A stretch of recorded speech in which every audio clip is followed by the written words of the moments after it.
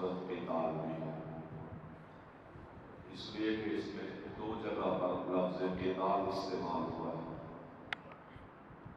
और लफ्ज़ मोहम्मद भी इसमें इस्तेमाल हुआ है। इस वजह से इस सूरत को सूरत मोहम्मद भी कहते हैं।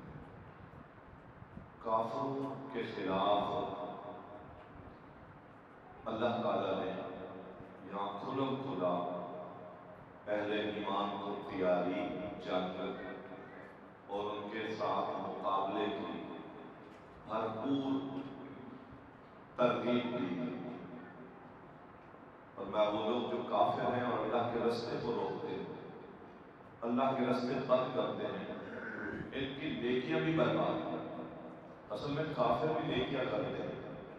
और रसूलुल्लाह सल्लल्लाहु अलैहि वसल्लम जब मदीने में आए थे तो बहुत सारे यहूदी भी अल्लाह को भी मानते थे, तौरात को भी मानते थे, इसी तरह जुज़वी एतबार से भी अल्लाह की बहुत इबादत करते थे, लेकिन रसूलुल्लाह सल्लल्लाहु अलैहि वसल्लम को नहीं मानते थे। वो कहते थे तुम अनपढ़ लोगों के नबी हो, अरबों के नबी हो, हमारे नबी नहीं हो। अगर तुम हमारे नबी होते तो हम तुम्हें मान लेते। अल्लाह ताला ने कुरान नाज़िल फरमाया कि नहीं, जो रसूलुल्लाह सल्लल्लाहु अलैहि वसल्लम को नहीं मानता वो किसी भी एतबार से जितने नेक अमल करता रहे उसके अमल कबूल नहीं होते। आज भी बहुत सारे मुल्हिद लोग ये कहते हैं, मसलन यहूदी अल्लाह को मानता है, नसरानी अल्लाह को मानता है, अपने वक्त के नबी को भी मानता है, क़यामत को भी मानता है, तो कोई बात नहीं, वो यहूदी रहे, ये नसरानी रहे, ये मुसलमान रहे, जन्नत में सारे जाएंगे। लेकिन ये बात बिल्कुल गलत है। सही मुस्लिम में रसूलुल्लाह सल्लल्लाहु अलैहि वसल्लम की हदीस है कि उस ज़ात की कसम जिसके हाथ में मेरी जान है, मा यस्मउ बी यहूदियुन वला नसरानियुन मिन हादिहिल उम्मा, मेरी इस उम्मत में मेरे आने के बाद कोई यहूदी और कोई नसरानी जब मेरे मुतालिक सुन ले कि मैं आ गया हूँ, अब आखिरी नबी आ गया है, वलम युमिन बी मा उरसिलतु बिही, जो मैं लेके आया हूँ उस पर अगर वो ईमान नहीं लाएगा, इल्ला कान मिन अस्हाबिन नार, वो यहूदी भी जहन्नम जाएगा और नसरानी भी जहन्नम जाएगा। ये मसला अल्लाह के रसूल ने हल फरमाया। सिर्फ अल्लाह को नहीं मानना। कुछ लोग कहते हैं यहूदी अल्लाह को तो मानते, अल्लाह की कहाँ मानते हैं? अल्लाह ने कहा इस नबी पर ईमान लाओ तो नहीं मानते। किसकी नहीं मानी?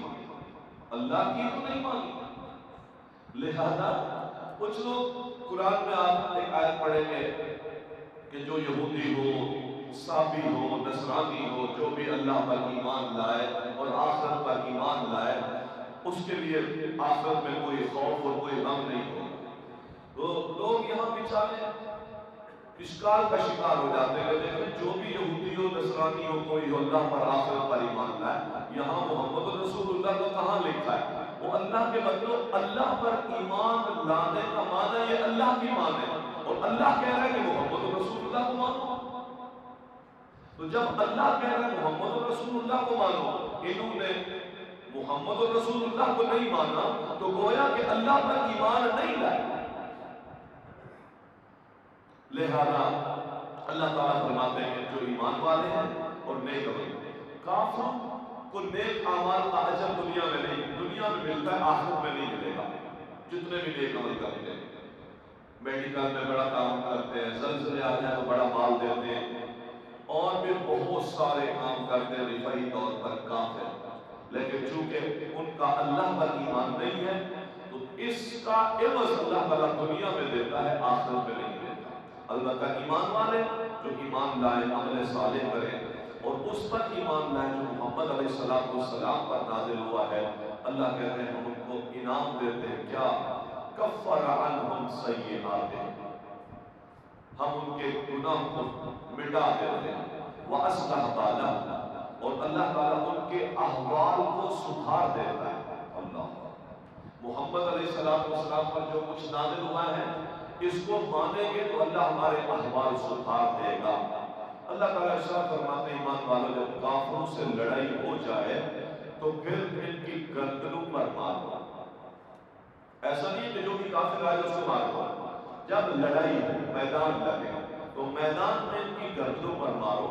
جب خوب خون بہا لو اور پھر لڑائی اپنے اوزار رکھ دے تو جو باقی بچ جائے ان کو پکڑ لو اور ان کے ہاتھوں کو باندھ دو.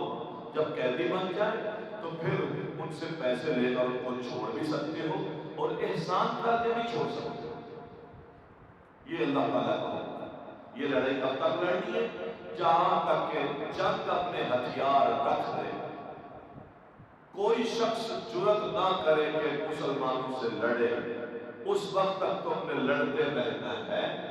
اگر قیدی بن جائے، کچھ لوگ کہتے ہیں کہ نہیں یہ قیدی بنانا جائز نہیں ہے. نبی اسلام کے زمانے میں بھی ایسا ہوا، خلفائے راشدین کے زمانے میں بھی یہ سلسلہ چلتا رہا. قیدی بنے، نبی اسلام نے قیدیوں کے بدلے میں قیدی چھڑوائے. مسلمان قیدی جو مکہ کے اندر تھے، نبی اسلام نے ان کے قیدی چھوڑ کر اپنے قیدی چھڑوائے. اسی طرح کئی لونڈیاں بھی، خود نبی علیہ السلام کی بیوی صفیہ لونڈی تھی. آپ صلی اللہ علیہ وسلم نے اس سے نکاح کیا، خیبر کے موقع سے پکڑی.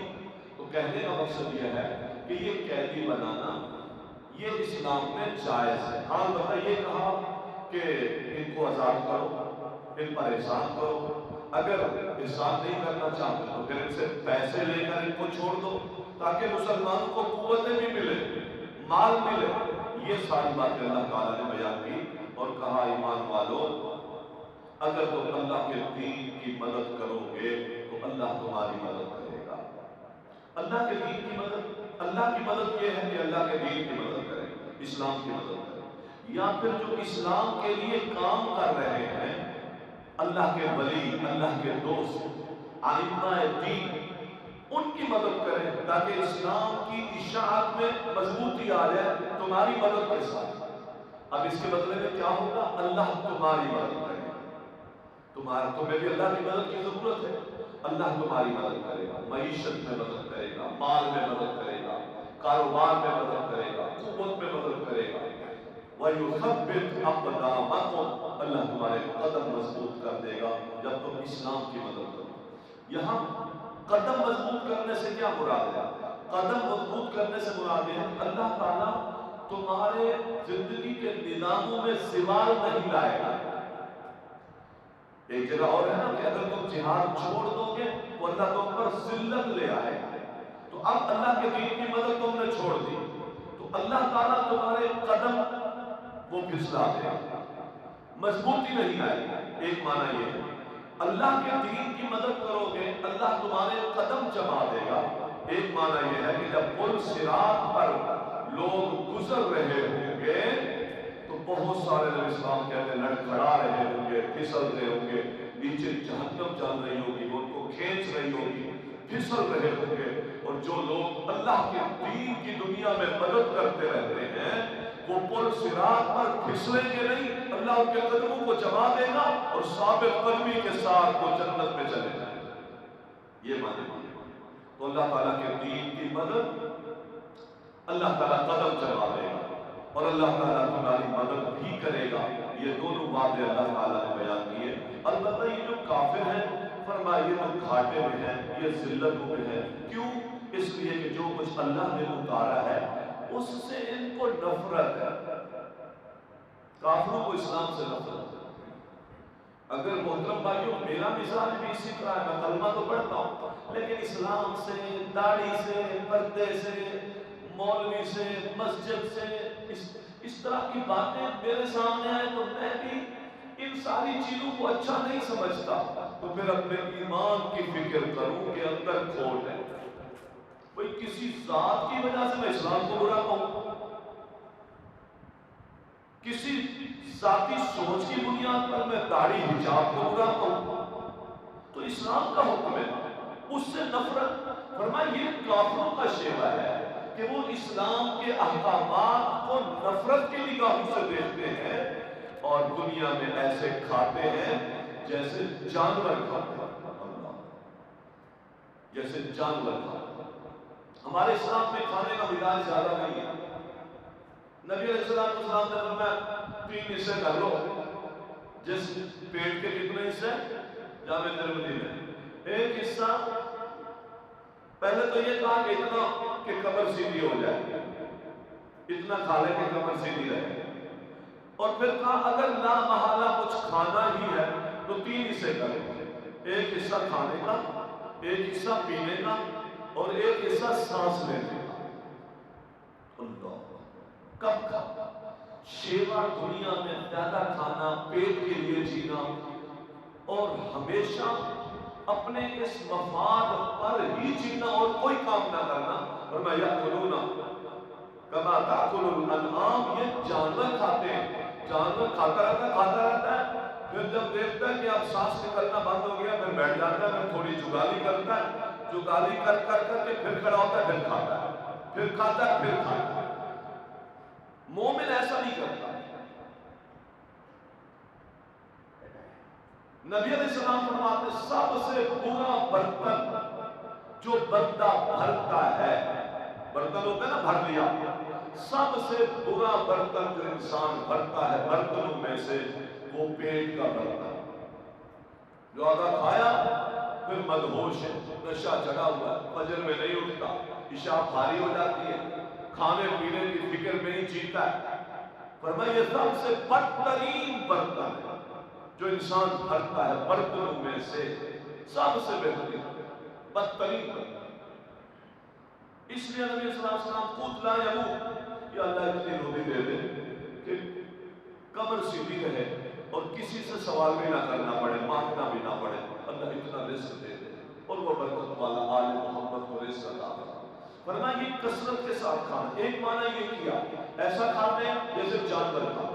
جانور لا محالہ اتنا کھاتا ہے کہ وہ اپنے پیٹ میں بھرتا رہے گا، اور انسان 3 حصوں میں کھاتا ہے. ایک حدیث میں آتا ہے نبی صلی اللہ علیہ وسلم فرماتے ہیں کافر 7 آنکھوں میں کھاتا ہے، صحیح حدیث ہے، اور مومن 1 آنکھ میں کھاتا ہے. آیا تھا نا مہمان نبی صلی اللہ علیہ وسلم کے پاس کافر تھا، مہمان بن کے آ گیا، آپ نے کہا چلو بھائی کھانا تو ہوتا بھی تھا، بکری کا دودھ نکال کے پلا دیا. اب اس نے پی لیا، فرمایا اور؟ ہاں جی اور بھی چاہیے. آپ نے اور بکری کا دودھ نکالا ہوتا، پھر تیسری کا پلا دیا. یہ ہم جب بھی ہمیں لے جاتے ہیں نا بکریوں کے دودھ پلاتے ہیں، یہ جوس بھی پلاتے ہیں بکریوں کے دودھ کی، اللہ تعالیٰ کی بکریوں کو برکت دے. تو یہ ایک میں پھر 2 پھر 3 پھر 4 پھر 5، حتیٰ کہ حدیث میں آتا ہے 7 بکریوں کا دودھ پی. اور ایسا مہمان ہمارا ہوتا نا تو ڈرائنگ روم میں ڈائریکٹ گالی نہ دیتے، اگلے اپنے کمرے میں جا کر خوب سناتے ہیں یار یہ بدبخت بالکل یہ آئے کھانے کے لیے. عرب لوگوں کا یہ مزاج ہے، وہ 3 دن تک مہمان کو کھلاتے رہتے تھے اور پوچھتے نہیں تھے کس کام سے آیا. 3 دن پورے ہونے کے بعد پوچھتے تھے بتائیں کیا کام. اللہ اتنے مہمان. اور مہمان نوازی میں کم سے کم کیا کرتے تھے؟ بکری کا بچہ روا کرتے تھے، بکری روا کرتے تھے کم سے کم. ہم جب مہمان واپس دروازے کی چوکھٹ پر جاتا ہے تو ہم کہتے ہیں چائے پی کے جاتے ہیں. اللہ کے رسول فرماتے نہیں، جو اللہ اور آخرت پر ایمان رکھتا ہے اس کو چاہیے کہ وہ اپنے مہمان کا اکرام کرے. جب آ جائے گھر میں تو کوئی نہ کوئی اکرام کر کے بھیجے. یہ اللہ اور آخرت پر ایمان لانے والا بندہ ہے. مہمان کو چٹنی نہ سمجھے. نبی اسلام نے 7 بکریوں کا دودھ پلایا. دنیا میں کوئی ایسا اخلاق وہ شخص پیغمبر کے دین کو نہیں مانتا، کافر ہے. مہمان نوازی میں 7 بکریوں کا دودھ پلا. رات کو سوچتا رہا ہوگا کتنا عظیم اخلاق کا مالک ہے یہ شخص. میں اس کے دین کو نہیں مانتا، میں اس کے عقیدے کو نہیں مانتا، میں مانتا رہا یہ دیتا رہا. 7 بکریوں کا دودھ پی. اس کے چہرے پر شکن نہیں آئی. صبح اٹھا کہنے لگا محمد ہاتھ آگے بڑھائے میں کلمہ پڑھتا. اخلاق سے کلمہ پڑھائے لوگوں نے. ہمارے اخلاق سے تو نمازی کم ہو جاتے ہیں. ہم ایسا اخلاق دیتے ہیں جو آ رہے ہوتے ہیں وہ بھی چلے جاتے ہیں. محمد علیہ السلام کے اخلاق سے کافر مسلمان ہوئے. مسلمانوں ہم اپنے اخلاقوں میں ترمیم کریں، ہم اپنی زبانوں میں نرمی پیدا کریں، ہم اپنے کردار کے اندر وہ ساخت پیدا کریں جس سے لوگ کھنچ کر ہماری طرف آئیں۔ ہم پہلے دن ہی سب پر اپنا دین مسلط نہ کریں، وہ غلطی کر رہا ہے، وہ کسی اور معاشرے سے آیا، وہ سمجھ نہیں سکتا، وہ کسی اعتبار سے ہماری مسجد میں آیا، ہمارے ایریے میں آیا، ہمارے پاس آیا، ہم پہلے دن ہی اس کو پکا مسلمان کرنے لگتے ہیں۔ نہیں نہیں نہیں، اس کو آنے دو، اس کو سیکھنے دو، اس کو سمجھنے دو، اس کے ساتھ انسیت پیدا کرو۔ دین میں لوگ ہمارے اخلاق کی وجہ سے آئے۔ نبی صلی اللہ علیہ وسلم نے بتا دیا، صبح اس نے کلمہ پڑھا، نبی صلی اللہ علیہ وسلم نے فرمایا چلو بھائی اس کو اب ناشتہ کراؤ۔ ایک بکری کا دودھ لا کر توڑ کر اس کو پلایا گیا، پی لیا۔ آئیڈیا یہ تھا رات 7 کا پی لیا ہے، آج بھی تو کچھ نہ کچھ کرے گا۔ ایک کا پیا، ہاں جی اور میں کہتے نہیں محمد صلی اللہ علیہ وسلم میرا پیٹ بھر گیا۔ غور کرنا تھا کیا کہتا ہے، میرا پیٹ بھر گیا۔ رات 7 بکری کا دودھ سما گیا تھا، آج ایک بکری کے دودھ سے پیٹ بھر گیا۔ اس وقت نبی اسلام نے فرمایا تھا کہ مومن ایک آنت میں کھاتا ہے اور کافر 7 آنتوں میں کھاتا ہے۔ کافر کے رزق میں، روزی میں، روٹی میں، اس کے دسترخوان میں برکت نہیں ہوتی، اس لیے کہ عقیدے کی بد عقیدگی کی نحوست اس کے رزق پر پڑتی ہے، روزی پر پڑتی ہے، بدن پر پڑتی ہے، بے برکتیاں ہوتی ہیں۔ اور مومن کے عقیدہ توحید کی برکت اس کے وجود پر بھی پڑتی ہے اور اس کے رزق پر بھی پڑتی ہے۔ ایک بکری کے دودھ سے پیٹ بھر گیا، کافر تھا اور دل کو مومن تھا۔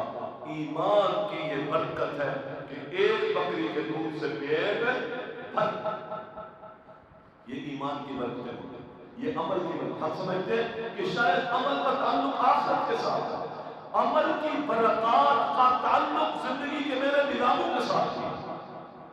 عمل کروں اور میری زندگی کے نظاموں میں اللہ برکتیں، رحمتیں، فضل نہ ڈالے، ناممکن۔ اس موقع پر آپ نے فرمایا تھا مومن ایک آنت میں کھاتا ہے، وہ تھوڑی کماتا ہے، حلال ہوتی ہے، تھوڑے میں سے تھوڑا سا کھا لیتا ہے، اللہ تعالیٰ اس کا پیٹ بھر دیتا ہے، وہ برکتیں ہوتی ہیں جس سے پیٹ بھر جاتا ہے۔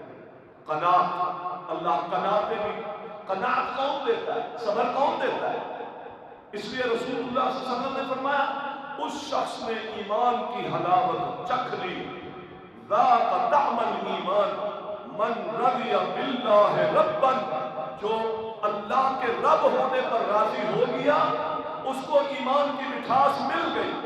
کیا مانا؟ اللہ کے رب ہونے پر راضی ہو جانے کا کیا مانا ہے؟ میرا رب، اس نے جو مجھے دیا ہے، جو میرے لیے اس نے تقسیم کیا ہے، جتنا رزق ہے، جتنی روزی ہے، جتنا لباس ہے، جیسا گھر ہے، میرے رب نے تقسیم کر دیے، میں اس پر خوش ہوں۔ نبی اسلام فرماتے ہیں ایمان کی حلاوت اس کو ملے گی، یہ اپنے شکوے، اپنی شکایتیں، اپنی محتاجگیاں رب کے مقابلے میں کسی غیر کے سامنے نہیں کرتا۔ جو تقسیم رب نے کر دی اس پر خوش ہے۔ اللہ کہتے ہیں اس کو سینے میں ایمان کی حلاوت محسوس ہو، میں خوش ہوں، ٹھیک ہے میرے پاس ایک سود ہے، میں خوش ہوں، میرے رب نے ایک میرے لیے بنایا، میں 2 ٹائم کی کھاتا ہوں، 3 ٹائم کی نہیں کھاتا، میں اس پر خوش ہوں۔ ہمیں 1 ٹائم کی ملتی ہے، الحمدللہ اس پر خوش ہے۔ رب کی تقسیم پر جو خوش ہو گیا اس کو ایمان کی حلاوت نصیب۔ آج کتنی نعمتیں ہیں لیکن ہم اس تقسیم پر خوش نہیں۔ ہماری زبانوں سے بے شمار شکوے نکلتے ہیں، حالات کے شکوے، رزق کی پریشانیوں کے شکوے، معاملات کی کمزوریوں کے شکوے۔ نہیں محترم بھائیوں، اللہ تعالیٰ نے جو نعمتیں دی ہیں، جو میرے لیے تقسیم کر دیے، بیماریاں ہیں، خوشیاں ہیں، تنگیاں ہیں، ترشیاں ہیں، ہاتھ تنگ ہے، روزی پوری نہیں، جتنی محنت کر رہا ہوں اس محنت کے موافق نہیں مل رہا، رضیت باللہ ربا، میں اپنے اللہ کے رب ہونے پر خوش ہوں۔ اللہ کہتے ہیں اب سینے میں دیکھنا کتنی چاشنی، کتنی مٹھاس ایمان کی تجھے میں نصیب کرتا ہوں۔ اللہ کے رب ہونے پر راضی ہو جائیں، اللہ کے رب ہونے پر راضی ہو جائیں۔ رضیت باللہ، یہ صبح شام کے اذکار میں سے بھی ہوتا ہے، رضیت باللہ ربا وبالاسلام دینا وبمحمد نبیا۔ یا اللہ جو اسلام ہے یہ مجھے کافی ہے، میں نہیں دیکھتا کون کیا کہتا ہے، کون کون سی پٹیاں دیتا ہے، کون کون سے فلسفے دنیا بولتی ہے، نہیں میں اسلام کے دین ہونے پر راضی ہوں، جو کچھ اسلام میں ہے بس میرے لیے وہی کافی ہے، اور محمد کے رسول ہونے پر راضی ہوں، میرا نبی جو طریقہ بھیجے گا اس کے مطابق زندگی گزاروں گا، مجھے اور کوئی طریقے نہیں چاہیے، ورنہ ایمان کی حلاوت اللہ نصیب کر دیتا ہے۔ یہ تین کام،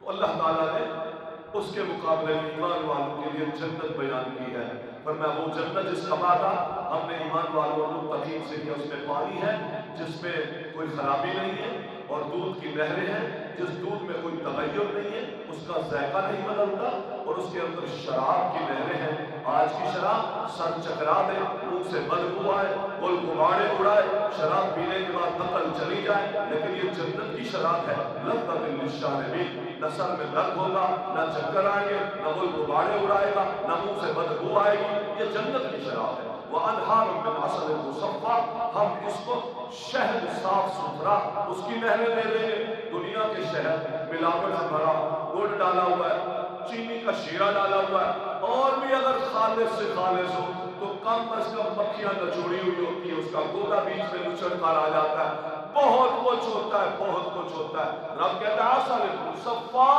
جنت میں جو شہد دیں گے وہ بالکل صاف ستھرا شیشے کی طرح چمک رہا ہوگا، اس کی بھی نہر چلا دیں گے، تو جنتی ہے اس نہر سے کھاتا رہے گا۔ اللہ، یہ اللہ تعالیٰ نے بیان کیا۔ وَمِن كُلِّ الثَّمَرَاتِ، ہر طرح کے پھل بھی دیں گے، وَمَغْفِرَةٌ مِّن رَّبِّكَ، سارے گناہ معاف کر کے بالکل صاف طیب پاکیزہ عبداللہ عبد الرحمن کھڑا کریں گے قیامت کے دن، اور پھر جنت دیں گے، کمن هو خالد، یہ ہمیشہ ہمیشہ جنت میں رہے گا۔ بتاؤ یہ جنتی جس کے پاس اتنی نعمتیں ہیں اور اس کے مقابلے میں ایک جہنم میں پڑا ہوا ہے، گرم کھولتا ہوا پانی پی رہا ہے، اندر انتڑیاں کٹ رہی ہیں، دماغ اس کا کھول رہا ہے، اور یہ اس عذاب کی وجہ سے پاگل ہوا پڑا ہے، یہ جنتی اور یہ جہنمی دونوں آپس میں برابر ہیں؟ وہ مزے میں ہے، یہ عذاب میں ہے، چن لے کون سا رستہ چننا ہے۔ اللہ تعالیٰ ہمیں جنت کے رستوں پر چلنے کی توفیق دے۔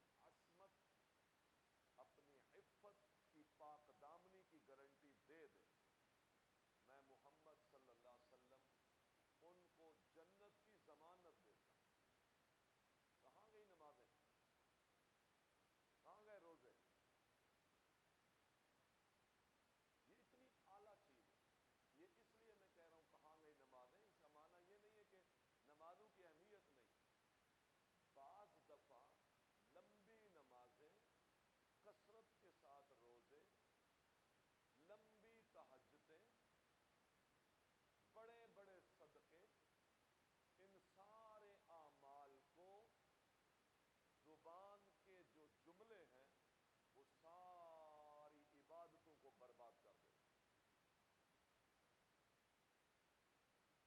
نبی صلی اللہ علیہ وسلم سے ایک صحابی نے پوچھا، عبداللہ بن مسعود، اللہ کے رسول صلی اللہ علیہ وسلم ایسا عمل بتا دیں جو جہنم سے دور کر دے، جنت کے قریب کر دے۔ آپ نے فرمایا اللہ کی عبادت کر، شرک نہ کر، نماز پڑھ، زکوٰۃ دے۔ پھر آپ نے خود کہا میں تمہیں بھلائی کے دروازے بتاؤں، بھلائی کے دروازے، الا ادلک ابواب الخیر، بھلائی کے دروازے بتاؤں، کام وہ کرو تو دروازے کھل جائیں گے بھلائی کے۔ فرمایا جی ہاں۔ فرمایا نفلی روزے رکھ، الصوم جنہ، یہ نفلی روزہ تیرے اور جہنم، تیرے اور شہوات، تیرے اور گناہوں کے درمیان ڈھال بن جائے گا۔ بھلائیاں مل گئیں۔ یہ نبی اسلام خود بتا رہے ہیں۔ صحابی نے سوال کیا تھا، آپ نے کہا بھلائی کے دروازے بتاؤں؟ ہاں، نفلی روزے رکھ۔ نمبر 2، صدقہ کر، اللہ کا غضب، اللہ کی ناراضگی کو بجھا دیتا ہے، جیسے آگ پر پانی ڈالو تو آگ ختم ہو جاتی ہے، یہ بھلائی کا دروازہ۔ تیسرا کام فرمایا آدھی رات کے وقت اللہ کی بارگاہ میں قیام کر، تہجد، یہ بھی بھلائی کا دروازہ۔ پھر آپ نے آیت پڑھی تتجافی جنوبہم عن المضاجع یدعون ربہم خوفا وطمعا ومما رزقناہم ينفقون فلا تعلم نفس ما اخفی لهم من قرۃ اعین۔ یہ تو پتہ ہی نہیں ہے اس کو، اس عمل کے بعد اللہ تعالیٰ نے اس کی آنکھوں کی ٹھنڈک کے لیے کیا کیا چیزیں چھپا رکھی ہیں۔ لوگ اس کا ترجمہ صرف آخرت کی نعمتوں کے ساتھ کرتے ہیں۔ اللہ تعالیٰ اہل ایمان کو دنیا میں بھی ایسی نعمتیں دیتا ہے جس سے آنکھیں ٹھنڈی رہتی ہیں۔ بھلائی کے دروازے۔ پھر آپ نے فرمایا ہر چیز کی بنیاد توحید پر، رأس الامر الاسلام، اپنی توحید اچھی رکھ۔ ہر کام کی قبولیت کی شرط توحید خالص۔ نمبر 2، اس توحید کو جو چیز مضبوط کرے گی وہ 5 وقت کی نماز، یہ آپ نے خود کہا۔ پھر اس تیرے دین کو جو چیز اٹھائے گی، بلند کرے گی، وہ اللہ کے رستے میں جہاد۔ 3 3 3 9 کام ہو گئے۔ پھر آپ نے فرمایا اب یہ کتنے بڑے کام ہیں۔ سوال کیا ہے؟ جنت کے قریب ہو جاؤں، جہنم سے دور ہو جاؤں۔ آپ نے یہ کام بتائے اور اس کے بعد آپ نے خود کہا الا ادلک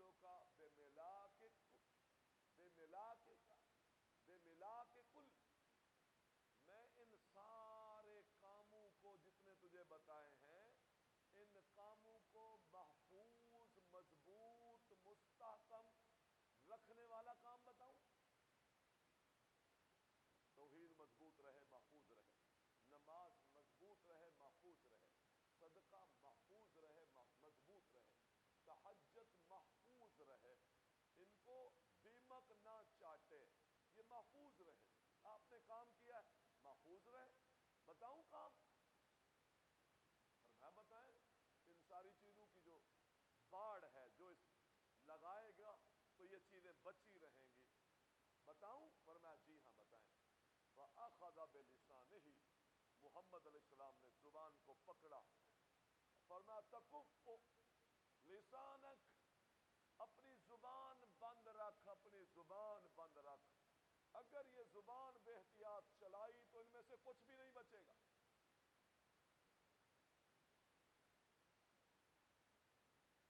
پتہ ہی نہیں چلتا، یہ کینچی کی طرح چلتی ہے۔ بعض اہل علم کہتے ہیں کہ یہ زبان بعض دفعہ اتنا بڑا نقصان کرتی سے فتنہ، فساد، عمل کی بربادی، ایک لمحے میں اس زبان کے چلانے سے اتنا بڑا نقصان ہو جاتا ہے کہ ایک جادوگر سال بھر جادو کرتا رہے تو اتنا نقصان نہیں ہوتا۔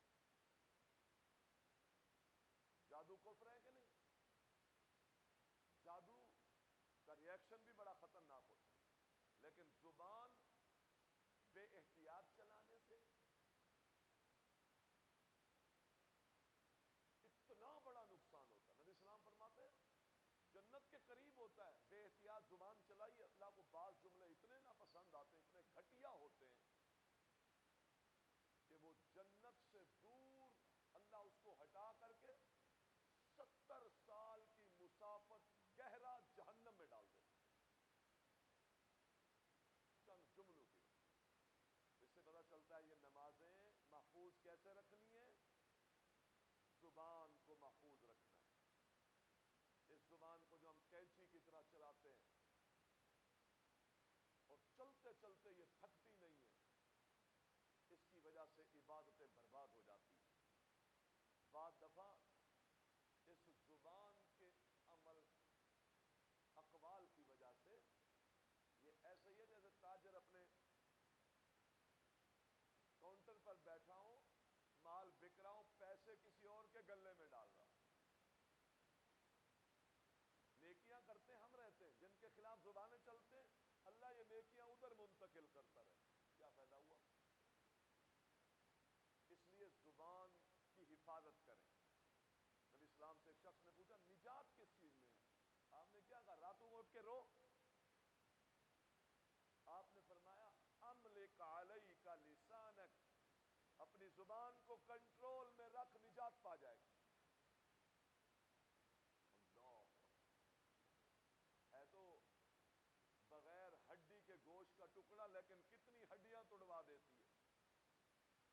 املک، کنٹرول رکھ اس کو، نہ بول زیادہ، لمبی خاموشی، بولیں تو اچھا بولیں ورنہ چپ، یہ نجات ہے۔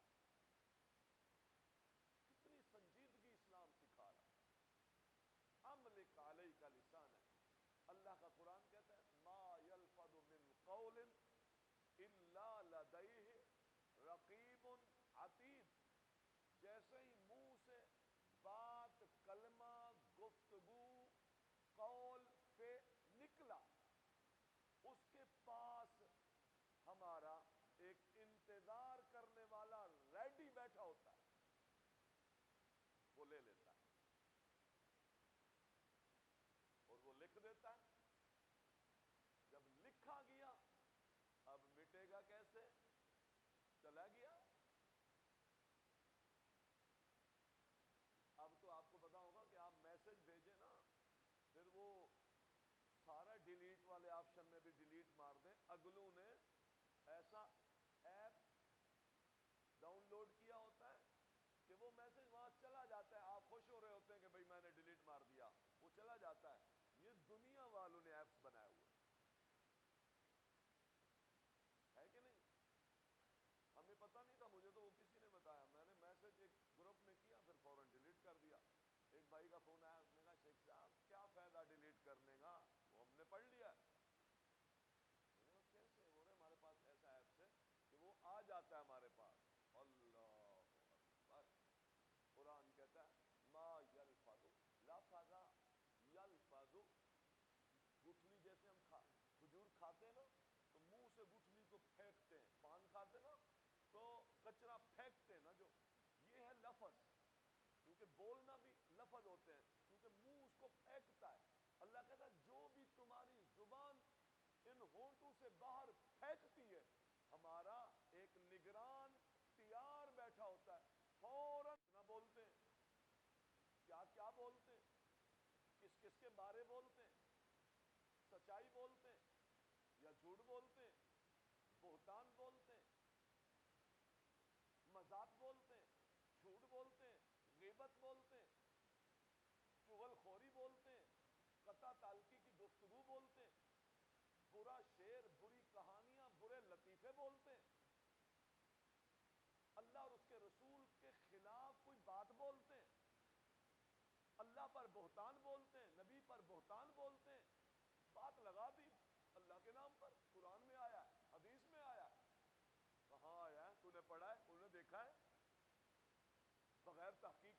احتیاط کے نام پہ لگا دی بات.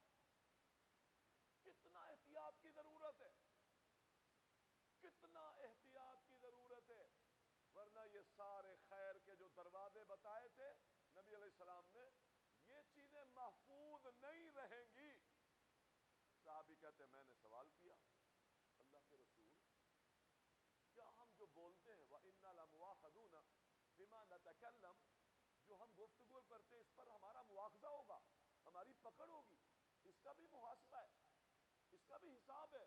فرمایا ثاقلت کا امک, تیری ماں تجھے گم پائے, تنبیہ ہوتی ہے.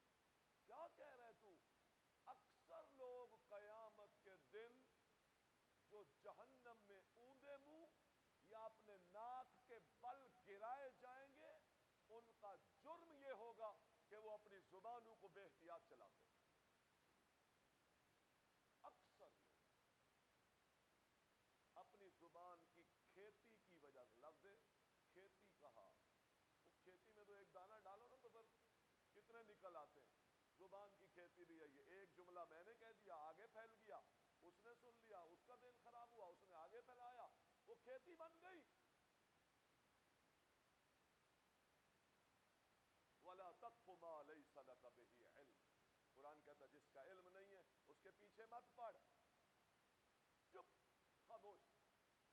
پڑھا تھا نا سورۃ نور میں آپ نے, اپنی آنکھوں سے کسی کو بدکاری کرتے دیکھا ہے, ورنہ گواہ اگر ہیں تو پھر بات کرنا, ورنہ چپ, تجھے کوڑے لگیں گے. کون ہوتا ہے تو کسی کے متعلق زبان کھولنے والا؟ 4 گواہ, وہ بھی مرد, عورتیں نہیں. تہمت لگا دی, اپنی آنکھوں سے دیکھا, تہمت لگا دی. 4 گواہ نہیں ہیں, 80 کوڑے مارو اس کو. زبان کی پکڑ ہے نا, کیوں بولا, کیوں کہا یہ جملہ؟ محترم بھائیوں کتنی آفتیں ہیں. بلکہ میں آپ کو یہ بات بتاؤں, جتنے کبیرہ بڑے بڑے گناہ ہیں نا, زیادہ تر ان کا تعلق زبان سے. جھوٹ کبیرہ گناہ ہے, وعدے خلافی کبیرہ گناہ ہے, غیبت کبیرہ گناہ ہے, بہتان کبیرہ گناہ ہے,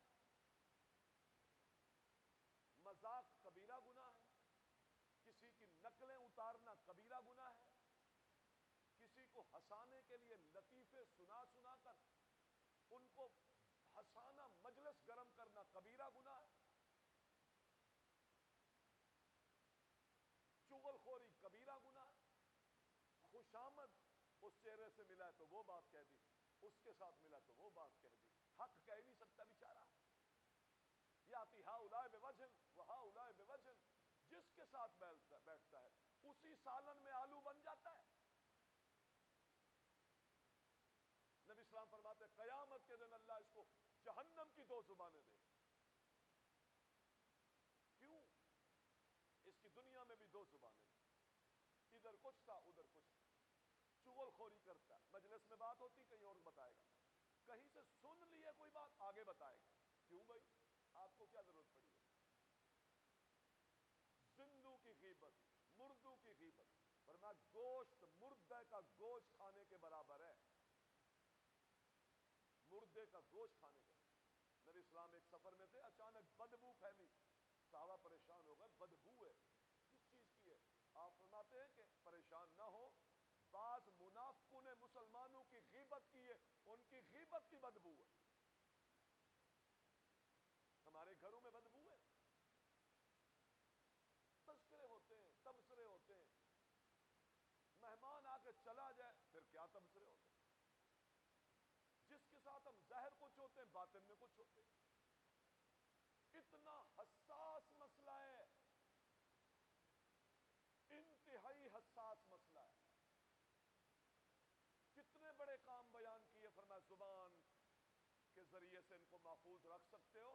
اگر زبان بے احتیاط چلاتے رہو گے تو یہ نامہ اعمال نیکی میں بچیں گے نہیں,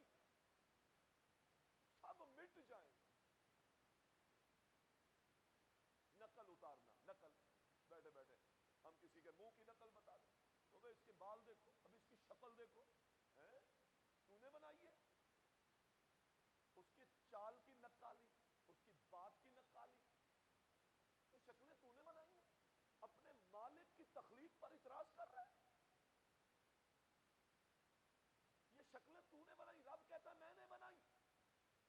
الذی خلقک فسواک فعدلک، میں نے بنائی ہے اور اچھی بنائی ہے، جس کو جس حالت میں بنایا میں نے اچھا بنایا، اور میں اس کی شکلوں پر تنقید کرتا ہوں۔ قومیں تو نے بنائی ہیں، قوموں پر تنقید ہے، زبانیں تو نے بنائی ہیں، تنقید ہے۔ لباس پہن کے آتے ہمارے اینکر لوگوں کو بٹھاتے ہیں، نقلیں اتارتے ہیں، ہزاروں لوگ ہم دیکھتے ہیں، پورے چینل چلتے ہیں، بےہودگی کے لطیفے چلتے ہیں، سیاستدانوں کے بھیس بنائے جاتے ہیں، ان پر تنقیدیں ہوتی ہیں، ان کے انداز کو لیا جاتا ہے، نقل اتاری جاتی ہے۔ محمد علیہ الصلوۃ والسلام فرماتے ہیں کہ اگر ایک طرف مجھے اتنا دے دیا جائے، یعنی دنیا میں کا مال اتنے سے اتنا دے دیا جائے، تب بھی میں کسی کی نقل اتارنا پسند نہیں کروں۔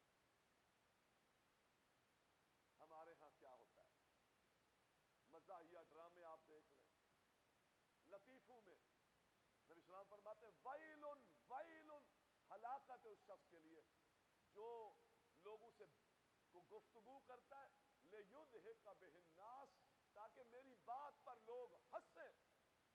اللہ کے پیغمبر فرماتے ہیں اس کے لیے ہلاکت ہے، جہنم کی ویل۔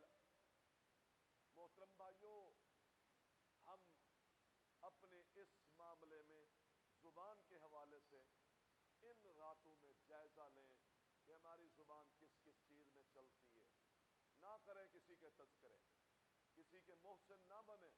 جب ہم کسی کے تذکرے کریں گے تو ہم اس پر احسان کر رہے ہیں، اور ہم ایسے محسن نہ بنیں وہ سویا ہوا ہے، میں غیبتیں کر رہا ہوں، میں اس کی نقلیں اتار رہا ہوں، میں اس پر بہتان بازیاں کر رہا ہوں، میں اس کے کردار کو اچھال رہا ہوں، وہ آرام سے سویا ہے اور میری تنہائی کی عبادتیں ادھر جا رہی۔ ڈھونڈے گا قیامت کے دن، اللہ میرے نامہ اعمال میں نے تو حج زیادہ کیے تھے، کہاں ہیں یا اللہ میری تہجدیں کہاں ہیں؟ فرمایا بدبختہ، ادھر سے حج کیے تھے، ادھر سے تہجدیں پڑھی تھی، ادھر سے غیبتیں کی تھی، مسلمانوں کے آراز میں بکواسیں کی تھی، تو پڑھتا رہتا تھا، ہم تیری عبادتیں ادھر بھیجتے رہتے، اس لیے تیرے نامہ اعمال میں نظر نہیں آتا۔ ہم نے ظلم نہیں کیا۔ تو محترم بھائیوں، زبان اس کو بند کر دو۔ لمبی خاموشی بہت خوبصورت، یہ لمبی خاموشی والا آدمی صابری بھی ہوتا ہے، یہ بھی یاد رکھیں۔ یہ جو بہت بولتا ہے یہ بے صبرا ہوتا ہے، ذرا سی بات پہ بولے گا، بے صبری ہوئی نا۔ جب لمبی خاموشی ہوگی تو کسی کی کوتاہی پر، کسی کی خطا پر، کسی کی بدتمیزی پر، کسی کی جہالت پر کیا ہوگا؟ چپ ہوگا، تو صابرین میں سے بھی لکھا جائے گا۔ بہت حساس مسئلہ ہے، اللہ کی قسم بہت حساس مسئلہ ہے زبان کا مسئلہ۔ نبی اسلام کی صحیح حدیث ہے، فرمایا سارے جسم کے اعضاء روزانہ شکایت کرتے ہیں زبان سے، تو بندے دی پتر بن جا، تو ٹھیک چلنا، تیری یہ جو چرپ زبانی ہے، لمبا بولنا ہے نا، یہ کلام قیامت کے دن ہمیں بھی جہنم میں جلوائے گا، لہذا تو چپ رہا کر، تو چپ رہا کر۔ صحیح حدیث ہے نبی اسلام کی، سارے اعضاء زبان سے شکایت کرتے ہیں۔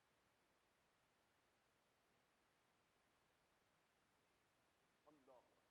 امام بخاری رحمہ اللہ کہتے ہیں کہ مجھے امید ہے قیامت کے دن اللہ بندوں کے بارے میں مجھ سے حساب نہیں کرے گا۔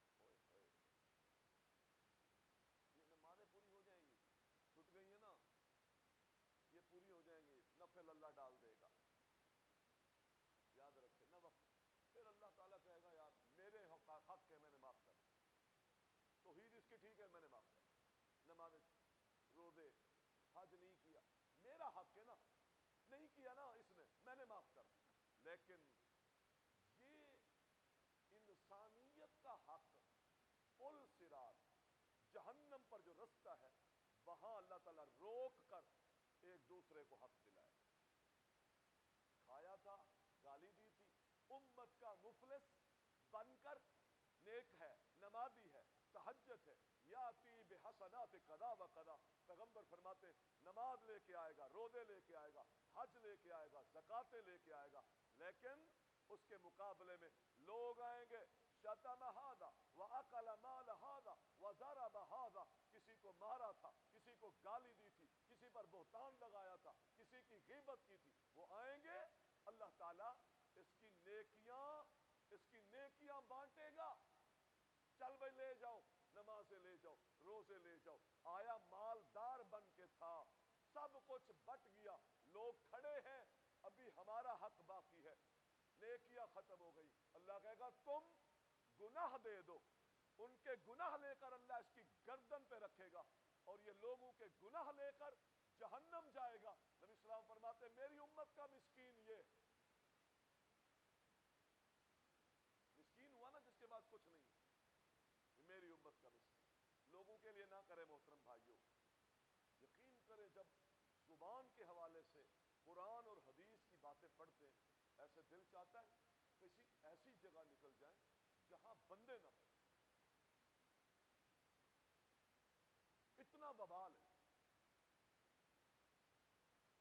زبان پر گالی ہے، غیبت تو مجلس میں نہ ہو، وہ مجلس ہوتی ہی نہیں،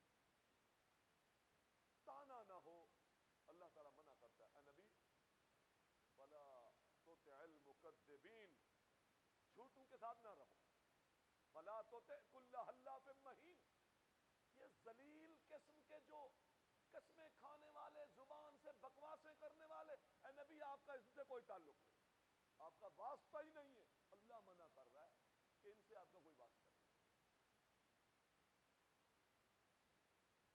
حماز مشاء بنمیم، دنیا میں دوڑ دھوپ ہی کس کے ساتھ کرتا ہے؟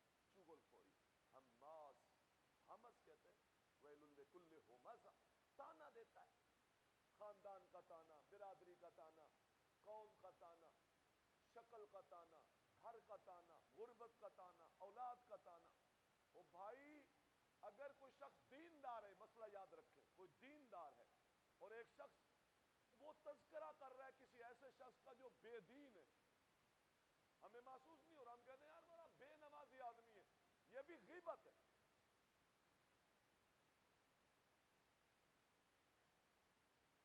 حقوق نہیں رہے۔ کوئی شخص ماں باپ کی نافرمانی کرتا ہے، آپ کہتے ہیں یار بڑا بدبخت ہے، ماں باپ کو ستاتا ہے، آپ ایک طرف تو ہمدردی کر رہے ہیں، حقیقت میں غیبت کر رہے ہیں، حالانکہ وہ ہے، میرا کام ہی نہیں ہے، مجھے وہ ملے تو میں منہ پہ اس کو سمجھا دوں، میں کیوں تذکرہ کر رہا ہوں کہ یہ ماں باپ کی نہیں مانتا، یہ بے نمازی ہے، یہ بے دین ہے، یہ تو دین کا تو دشمن ہے۔ او بھائی وہ دین کا دشمن ہے اور میں بول رہا ہوں تو غیبت کس کو کہتے ہیں؟ غیبت کس کو کہتے ہیں؟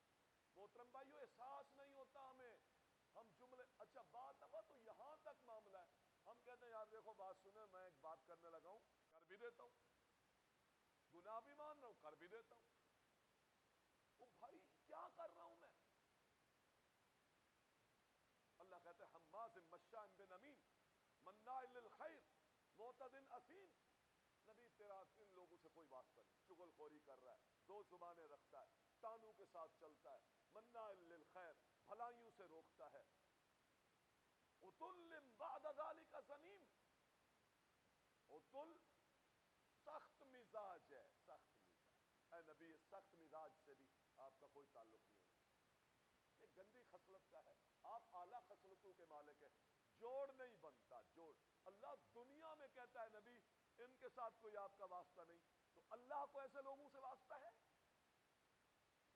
تو محترم بھائیوں عبادتیں کرنا آسان ہے، عبادتوں کو محفوظ رکھنا مشکل ہے، اور اس کی حفاظت جس چیز سے کمزور پڑتی ہے وہ زبان ہے، لہذا ہم عزم کریں کہ انشاءاللہ اس زبان کو صحیح استعمال کریں گے انشاءاللہ، تاکہ ہماری عبادتیں بچی رہیں، تاکہ ہماری ان عبادتوں کے ذریعے سے کوئی ان پر کوئی ایسی باڑ روندی نہ جائے کہ جس سے عبادت ضائع ہوتی رہے، خصوصاً جھوٹ سے اجتناب، غیبت سے اجتناب، کوشش کریں کہ غیر کے تذکرے ہماری زبانوں پر نہ ہوں، بس بھائی میں اس کا تذکرہ نہیں کرتا، کوئی کرنے لگے تو بات موڑ دیں، اس کو کہہ بھی دیں بھائی یار کوئی اور بات کر، چھوڑو یار کسی کا تذکرہ کیوں کرنا، بچائیں اپنے آپ کو، بچائیں، بہن بھائی بزرگ بھی اس چیز سے اپنی محفل کو ہم صاف رکھیں،